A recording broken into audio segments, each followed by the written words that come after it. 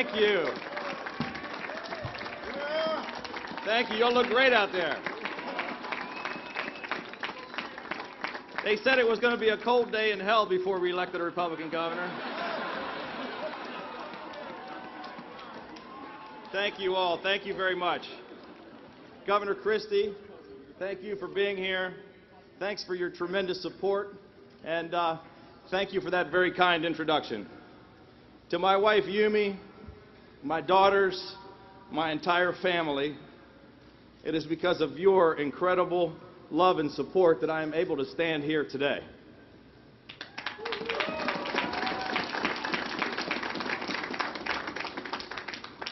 I'm privileged and proud to have Lieutenant Governor Boyd Rutherford by my side.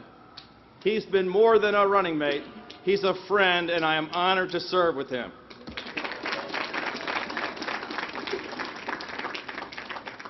Governor O'Malley, thank you for your gracious cooperation during the transition and for your years of public service.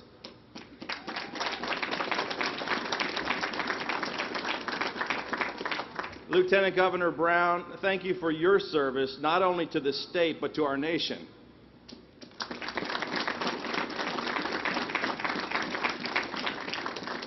To my good friends, Governor Ehrlich and Lieutenant Governor Steele, thank you for your leadership. It was an honor to serve in your administration.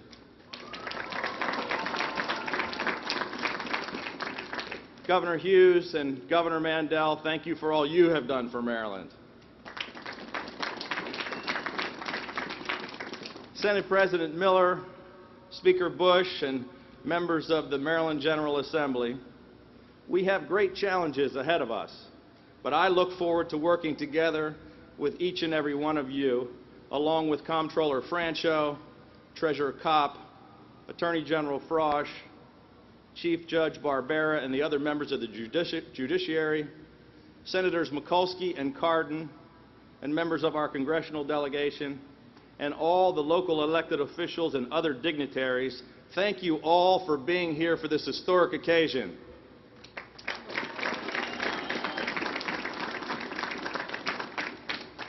Most importantly, I want to thank the citizens from all across our state who put aside party politics and who came together and voted to change Maryland for the better.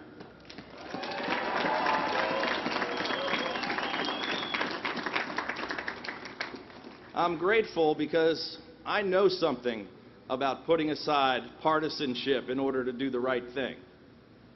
40 years ago, a Maryland congressman, a Republican, sat on the House Judiciary Committee during Watergate, and the entire world was watching. Would this man be willing to buck his own party, his own president, to do what he thought was right for the country? Despite tremendous pressure, this statesman put aside partisanship and made the tough decision, and he became the first Republican to come out for the impeachment of President Nixon. That man was my dad, former Congressman Lawrence J. Hogan, Sr., who's here with us today.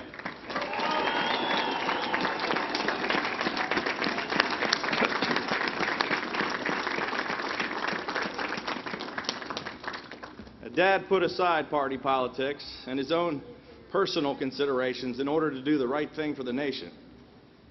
And I'm going to get emotional now. And he taught me more about integrity in one day than most men learn in a lifetime. And I am so proud to be his son.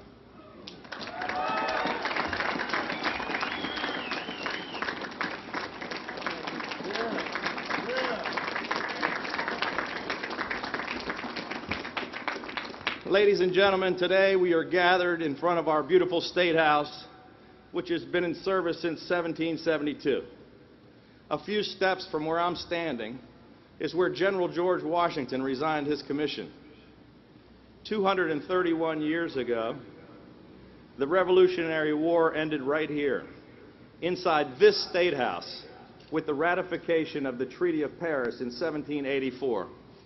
And just a few miles away from here, when the future of a fledgling nation was in doubt, Francis Scott Key penned the Star-Spangled Banner during the War of 1812. For Maryland, And for our nation, this is a place where great things begin and where great things are accomplished.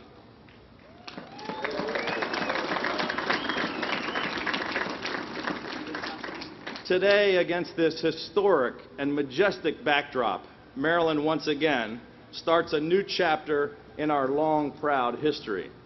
Today's inauguration marks a new beginning for Maryland and the limitless possibilities before us. I am a lifelong Marylander who loves this state. Every great experience, every great memory, every great moment I have ever had in my life has happened right here in Maryland. And it is such an incredible honor to be standing before you today as the 62nd governor of the great state of Maryland.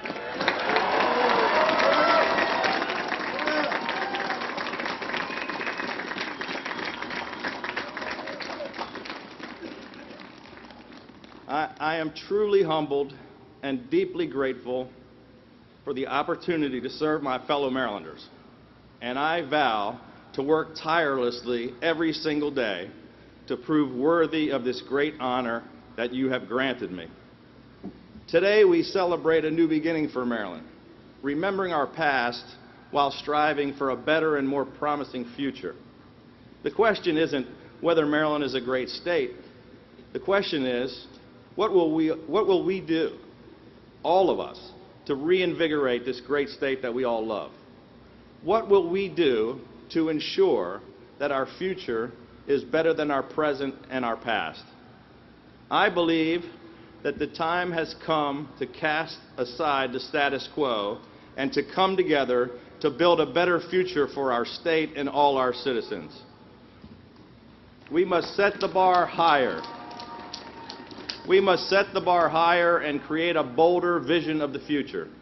Let's create a Maryland that is thriving, growing, innovating, and is responsive to the needs of all its citizens. Let's strive to make Maryland the best place in America to live, work, raise a family, start a business, or even to retire. Let us renew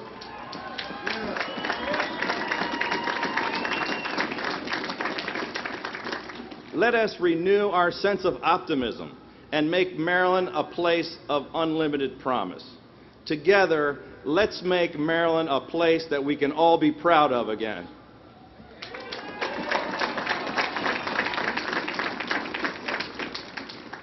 Today, I am reminded of those brave Marylanders who first came to this land seeking freedom and opportunity when they landed in St. Mary's City in 1634.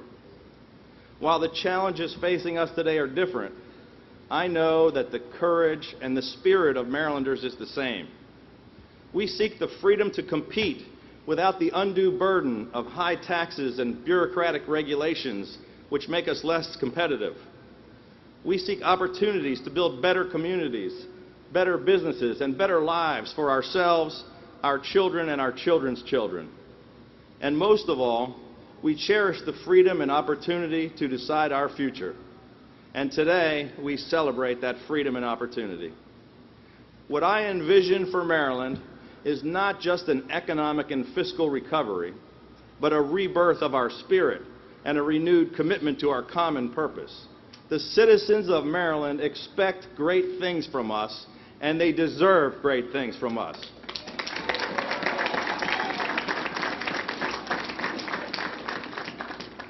Too often we see wedge politics and petty rhetoric used to belittle adversaries and to inflame partisan divisions. But I believe that Maryland is better than this. Our history proves that we're better than this.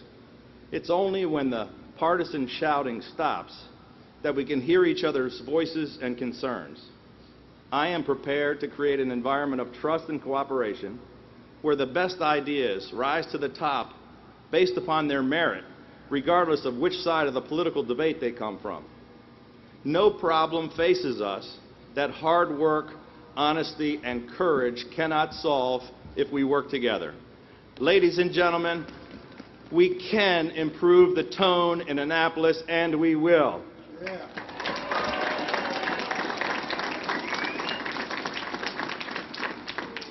and we can move towards a common-sense, solutions-based government. The problems we face are great, but so is our resolve to fix them. President Kennedy once said, "Let us not seek the Republican answer or the Democratic answer, but the right answer." In that spirit, let us sit down together and come up with real, bipartisan, common-sense solutions to the serious problems that face us. That's what the people of Maryland voted for. It's what they want, and it's what they deserve.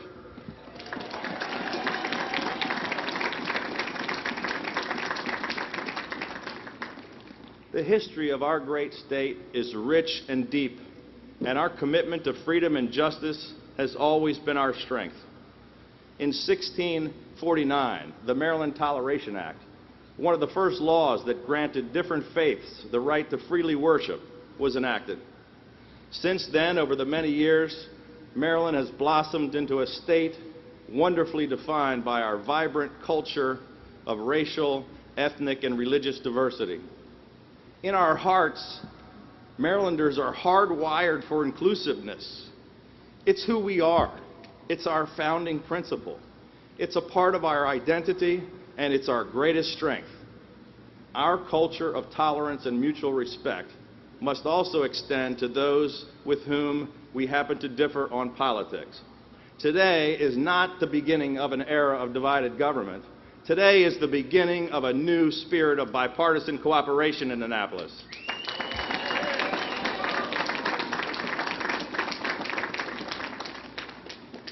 There is so much that unites us: a love of our state, a commitment to fairness, and a desire to be economically strong and successful. And to those who would divide us or drive us to the extremes of either political party, I remind you that Maryland has been called a state of middle temperament. Our politics need that middle temperament as well. The politics that have divided our nation need not divide our state.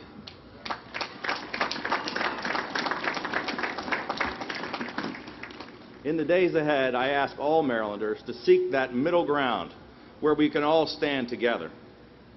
I recognize that the events of 2014 stirred strong feelings throughout the nation.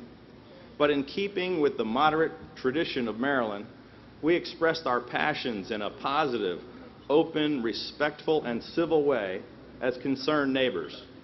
It's one of the many reasons I'm proud to be a Marylander. Our greatest challenge has always been reaching the high expectations set for us by our founders. That is why we will always keep trying, always keep growing, and why we shall never fail.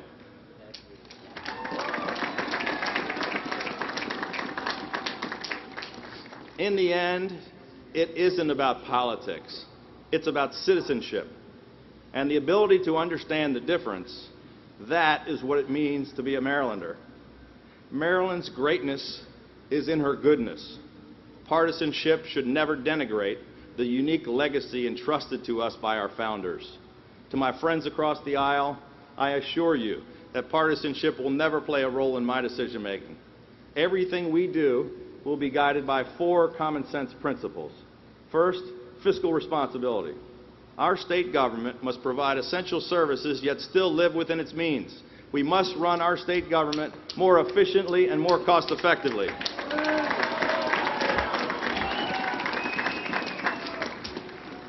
Second, economic growth.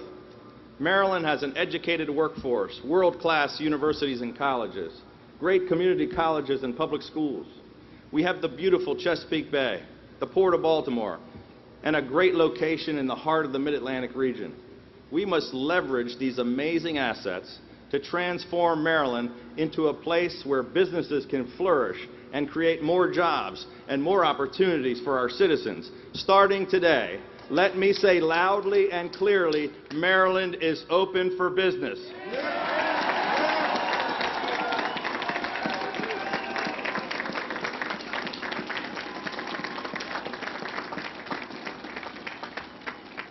Third, reform. We must improve our state government's ability to be more responsive to and better serve and represent all our citizens. Fourth, fairness. We must restore a sense of fairness and balance for Maryland's hard-working and beleaguered taxpayers in order to rebuild our forgotten middle class.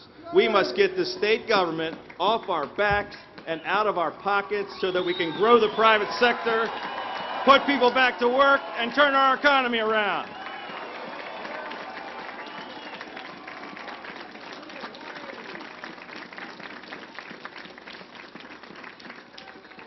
Ladies and gentlemen, we can accomplish these things, and together we will. This is our chance to build a state government that works for the people and not the other way around. To accomplish these objectives will require leadership. I'm not talking about any one leader. It will take many, all of us, working together, rolling up our sleeves, acting with mutual respect, and doing our jobs for the people of Maryland. It will require listening, educating, and bold actions, and it will take the courage to do things differently. A commitment to doing things differently will be challenging. But I lost the teleprompter. It will be challenging. But it will be worth it. We're worth it. And more importantly, Maryland is worth it. 100 years from now, I want Marylanders to say that this was when Maryland's Renaissance began. Ladies and gentlemen, I stand before you today full of hope. Hope for our great state, hope for our people, and hope for our future. I want Maryland's future to be brighter than its present and brighter than its past. It can be, and it will be. Before my father cast his vote on the impeachment committee 40 years ago, he quoted President Lincoln, who said, "We cannot escape history." My fellow Marylanders, today, once again, we cannot escape our history, and we cannot escape our future. It's out there, waiting for us. Let us show our fellow Marylanders that government can work, that we can work together, that change is possible, and that Maryland can live up to the promise of our founders. Let us always act worthy of the great task entrusted to us to renew and advance our great state. Let us appeal to the better angels of our nature so that we can achieve the great and shining promise of Maryland. Ladies and gentlemen, we can change Maryland for the better, and together we will. Thank you, God bless you, and God bless the great state of Maryland.